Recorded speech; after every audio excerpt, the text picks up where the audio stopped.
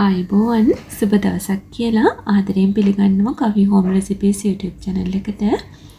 ඔන්න ඉතින් අද මම ඔයාලට ගෙනාවේ වෙනස්ම විදිහක කරවිල සම්බෝලයක් හදාගන්න විදිහ. ඉතින් ඔයාලා මීට කලින් යෝගට් දාලා කරවිල සම්බෝල කාලා තියෙනවද? නෑ නේද? එහෙනම් හදලා බලන්න. මේක ඇත්තටම ගොඩාක් රසයි.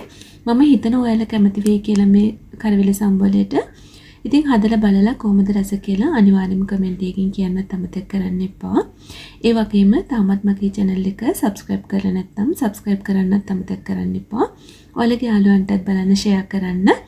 එහෙමනම් එකතු වෙන්න මගේ මේ වීඩියෝ එකත් එක්ක මම කොහොමද මේ රසවත් කරවිල සම්බෝලය හැදුවේ කියලා බලන්න.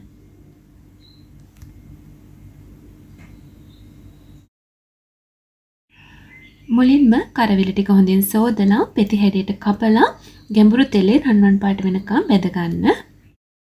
යෝගට් එකක්, ඒ වගේම ගාගත්තු පොල් ටිකක්, අවමිරිස් කරල් කීපයක් සෙහින්ව කපලා අරගන්න. සාමාන්‍ය ප්‍රමාණයේ තක්කලි ගෙඩියක් චූටියට කපලා අරගන්න. ඔයාලට රස අවශ්‍ය ප්‍රමාණයට ලුණු සහ ගම්මිරිස් ගන්න පුළුවන්. රතු ලුණු ගෙඩි 10ක් චූටියට කපලා අරගන්න. භාජනයක් වෙනම අරගෙන ඒකට එකතු කරන්න චූටියට කපාගත්තු අමු මිරිස් සහ තක්කාලි ටික. ඒකටම රතු ලුණු ටිකත් එකතු කරගන්න. ඊළඟට අපි ඒකට එකතු කරගන්නවා ගාගත්තු පොල් ටික. ගම්මිරිස් කුඩු තේ හැඳි භාගයක් මම දාගන්නවා. රස අවශ්‍ය ප්‍රමාණයට ලුණු එකතු කරගන්න. ඊළඟට මේ ද්‍රව්‍ය ටික හොඳින් කලවම් කරගන්න. ඔන්න ඊළඟට එකතු කරගන්නවා අපි අරගත්තු යෝගට් එක.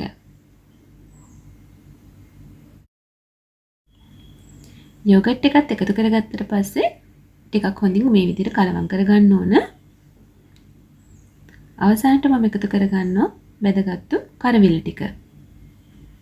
කරවිල ටිකත් එකතු කරලා හොඳින් කලවම් කරගන්න.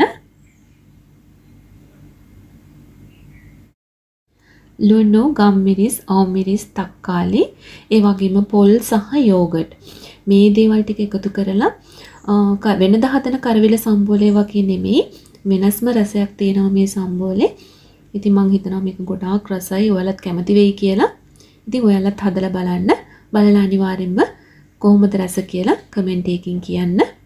මගේ වීඩියෝ වලට කැමති නම් ලයික් කරන්න. ඒ වගේම ඔයාලගේ යාළුවන්ටත් බලන්න share කරන්න. තාමත් මගේ channel එක subscribe කරේ නැත්නම් subscribe කරන්නත් අමතක කරන්න එපා. එහෙමනම් මගේ වීඩියෝ එක බලුවට ඔයාලට ගොඩාක් ස්තුතියි. ආයෙමත් අලුත් රසවත් වීඩියෝ එකකින් යලිත් හමු වෙමු. හැමෝටම තෙරුවන් සරණයි.